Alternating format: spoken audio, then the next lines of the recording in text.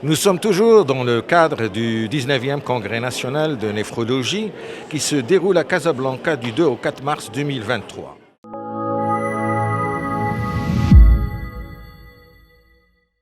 Nous sommes dans le studio Néphrologie 23 que la Société marocaine de néphrologie a mis en place et j'ai le plaisir de recevoir un confrère maghrébin de la Tunisie, plus particulièrement de Monastir, qui est une ville côtière à peu près 35 km de Tunis, n'est-ce pas?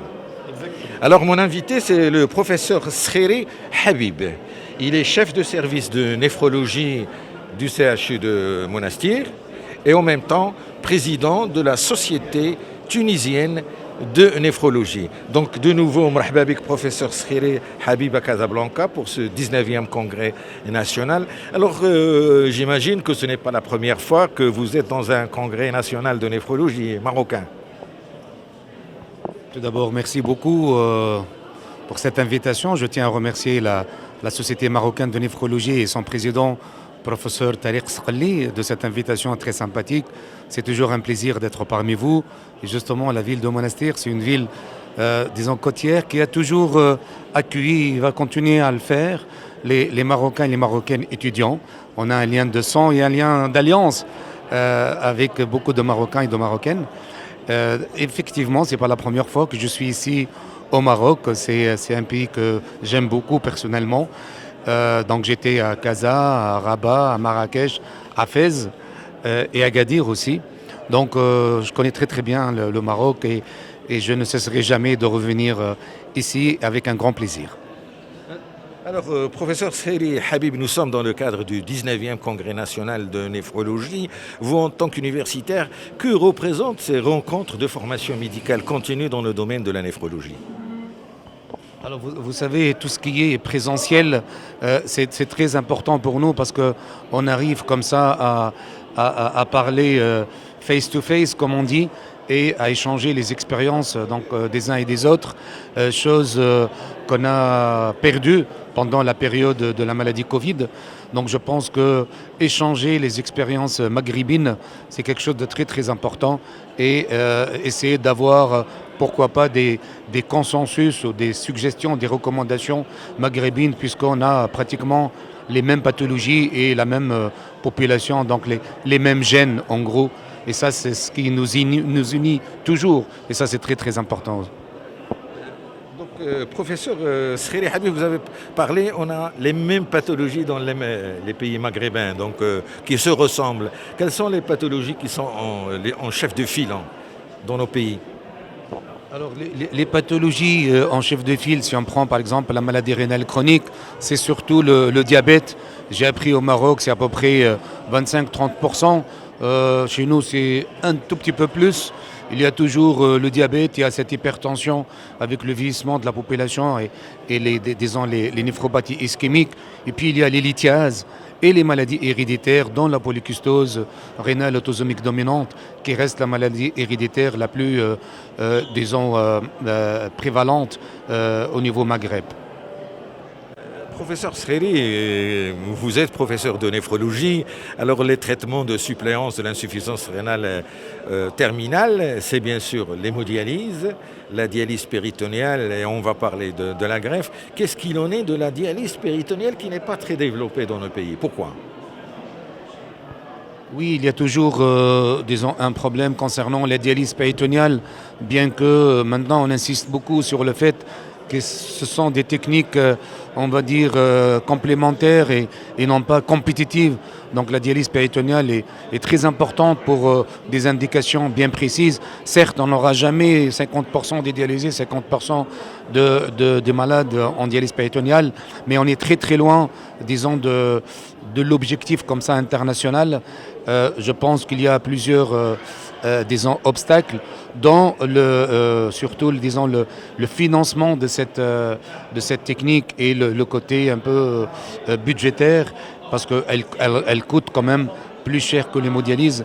Je pense que c'est un des freins, mais il y en a d'autres aussi.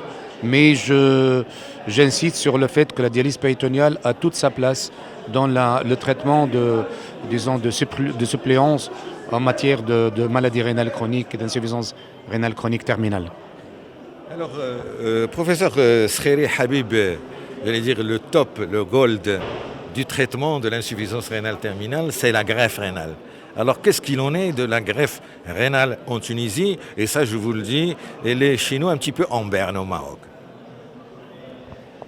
Alors, pour dire la vérité, elle est aussi chez nous en Berne, surtout pendant la période de Covid et un peu avant la période de Covid. Mais je suis très content ces derniers temps de voir apparaître un nouvel élan pour la transplantation. Et on a fait pas mal ces dernières semaines avec un nouveau souffle pour le Centre national promotion transplantation d'organes. Et donc on a fait plusieurs prélèvements multi-organes. Et donc je pense qu'on va se retrouver de nouveau dans des bonnes positions pour l'Afrique du Nord et pour le Maghreb.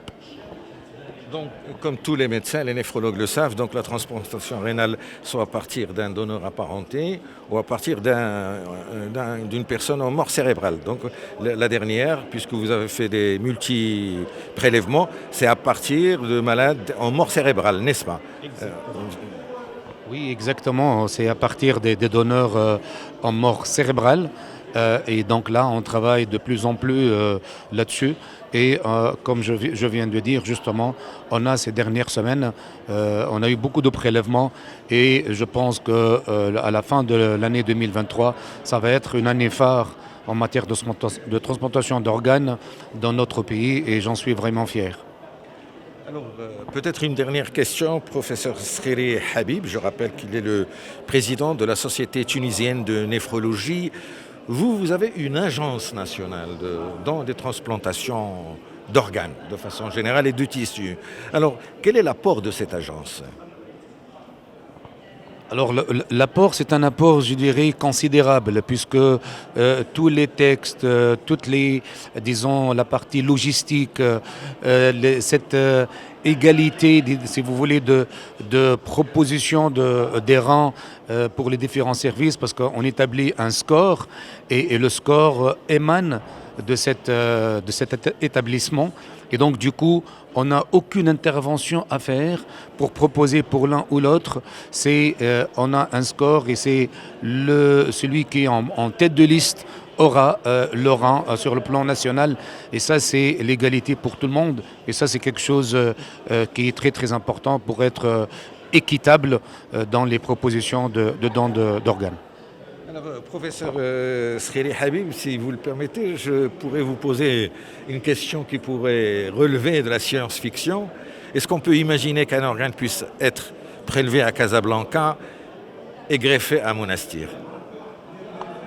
Ah oui, là c'est un rêve pour un Maghrébin, parce que ça se fait en tout cas en Europe. Et si on arrive à faire petit à petit justement une liste d'attente pour notre cher et grand Maghreb, ça sera quelque chose d'extraordinaire. On a les moyens, on aura les moyens.